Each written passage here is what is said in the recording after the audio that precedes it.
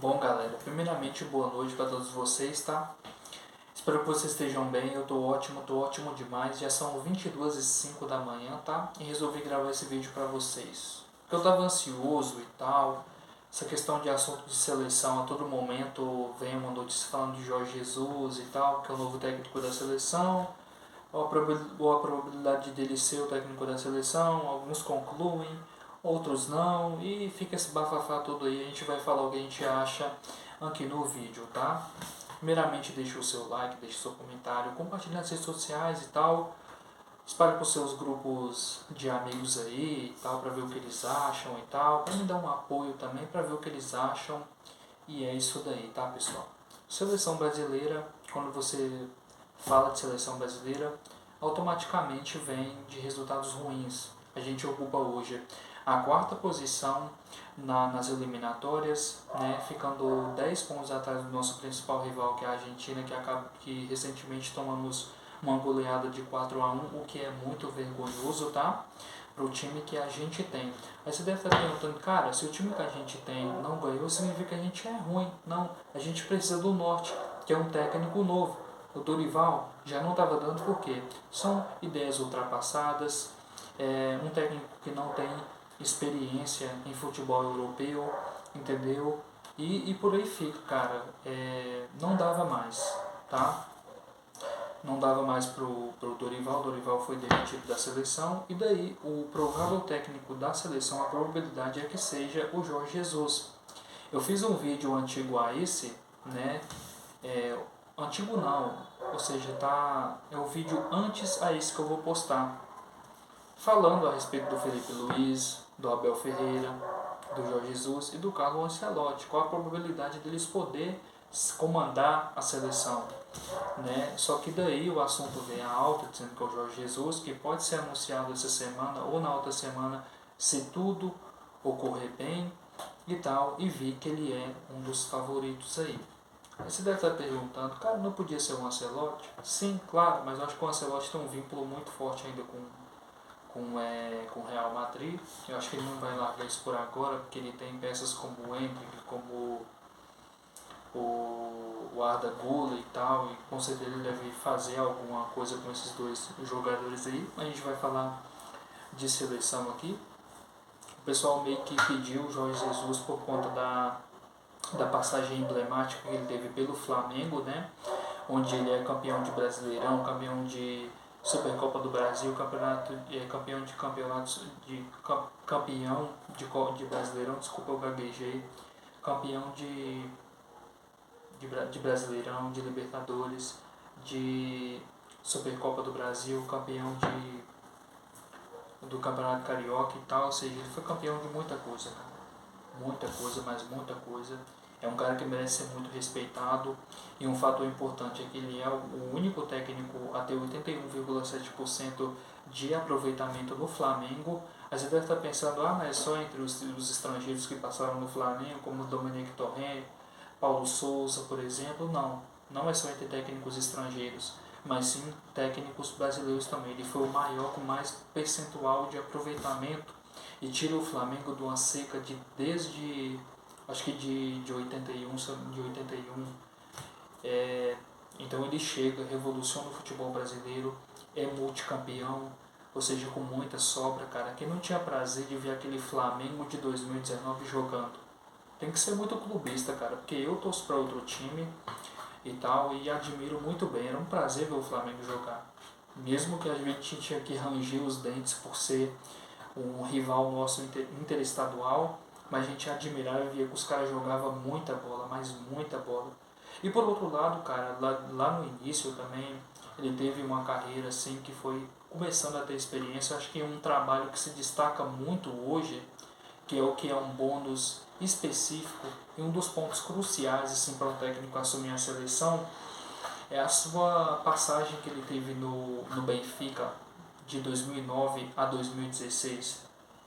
Então ele fica aí em torno de 7 anos no time, onde ele se torna o técnico com mais títulos na história do Benfica. E protagonizou, cara, fez alguns jogos emblemáticos ali na Liga dos Campeões. Mas ele não foi campeão de uma Libertadores, ele não foi campeão de uma Sul-Americana, desculpa, de uma Liga Europa, perdão, de um Mundial, de uma Supercopa da UEFA, entendeu? Como é que você pode falar que o cara é maior campeão, cria esse alvoroço todo? Simples, pessoal. Porque não quer dizer que eu se me torne um técnico de um time estrangeiro, por exemplo, ou já habito lá e não sou campeão de um título europeu ou um título mundial, que quer dizer que eu não seja ruim. Às vezes, por eu não ter, por exemplo, levar um time em uma semifinal, por exemplo, em uma final, não quer dizer que eu seja ruim. Talvez se eu for um técnico, eu possa usar isso como experiência. Porque na Europa, eu vou estar batendo de frente com técnicos de ponta, cara. Por exemplo, se eu for técnico lá, vou estar batendo de frente com o Ancelotti, com o Gasperini, da Atalanta, que faz um trabalho excepcional, entendeu? Com o Guardiola, com o Arteta, entendeu? Ou com o Company do Bayern, entendeu? Se eu perder lá, cara, eu vou adquirir experiência. E na época do Jesus, cara, ele tinha que bater de frente com o Barcelona de Luiz Henrique, ele tinha que estar apto para isso, ele tinha que bater de frente com outros técnicos europeus, como ele fez, como ele botou o Jonas para jogar pra caramba. O Jonas já tinha habilidade, então o Jorge Jesus chega e coloca ele para jogar livre, ele faz gol pra caramba, se torna um dos maiores artilheiros da história do Benfica e tal. Então ele é multicampeão pelo Benfica. Ele já teve embates na Champions e em Europa League. Então ele vai absorvendo experiência, ele vai adicionando isso no seu estilo de jogar e inovando dia após dia. Tudo bem que ele não teve uma passagem assim boa pelo Fenerbahçe, onde ele é eliminado nas quartas de final da Europa League, acho que pela Roma, se eu não me engano.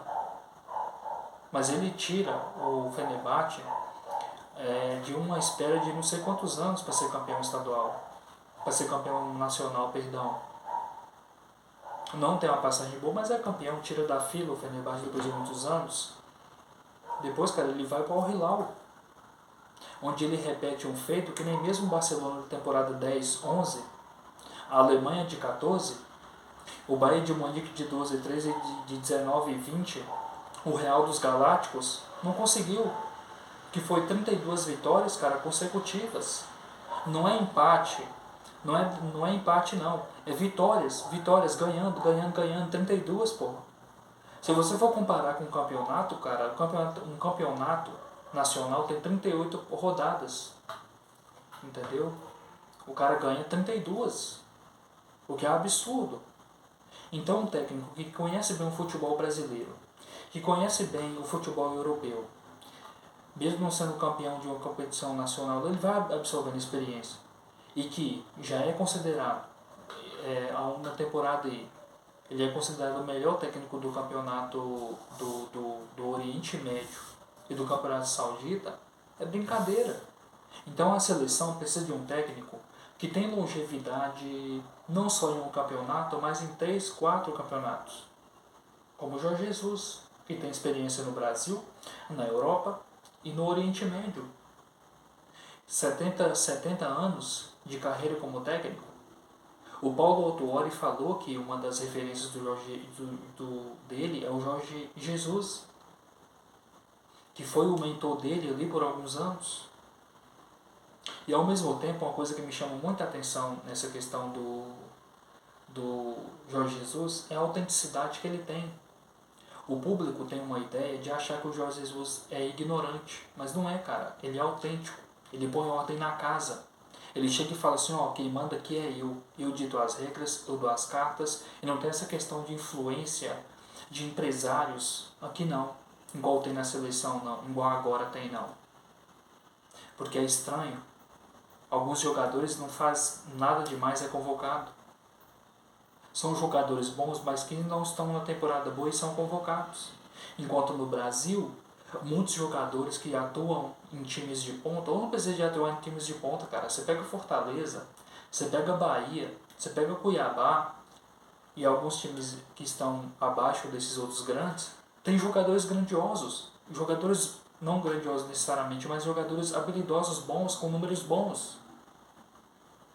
Entendeu? Que podem ter vaga na seleção, mas não tem por conta do que alguns empresários vêm fazendo na seleção.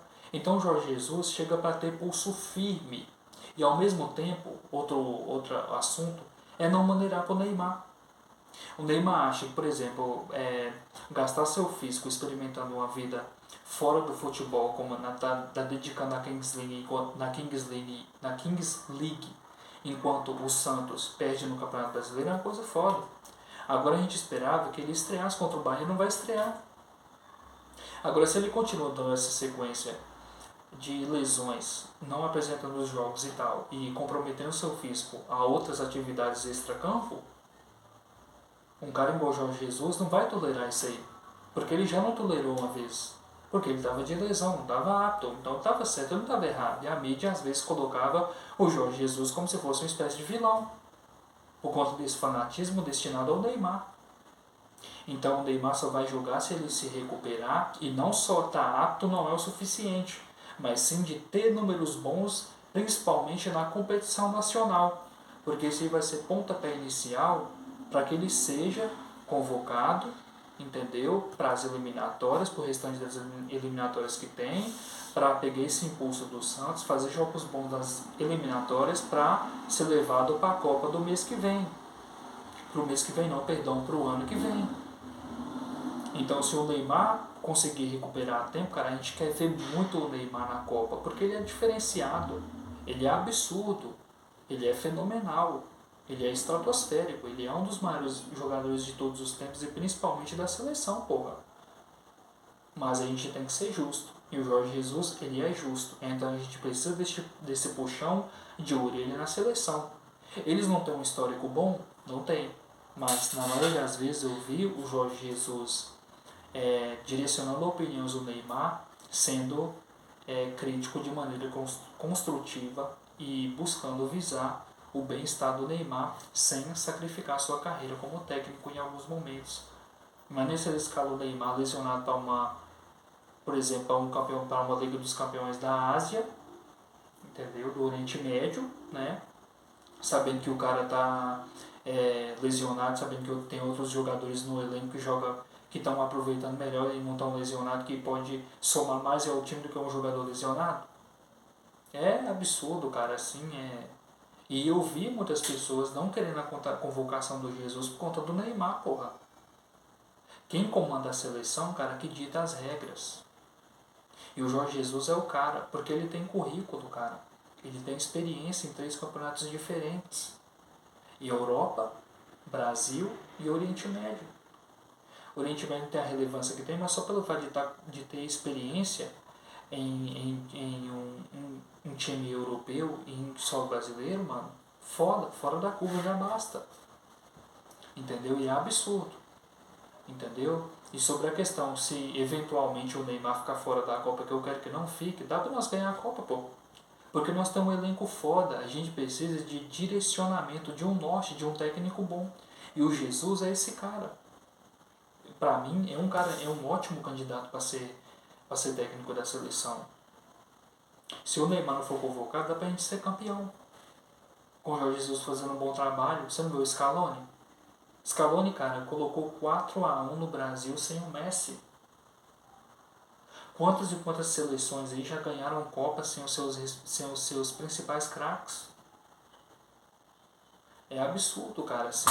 Então, eu acho que é só esse recado que eu tenho pra dizer e tal. Qualquer coisa a gente vai, assim, qualquer dia desse a gente pode ser surpreendido com o Jorge Jesus sendo o técnico da seleção.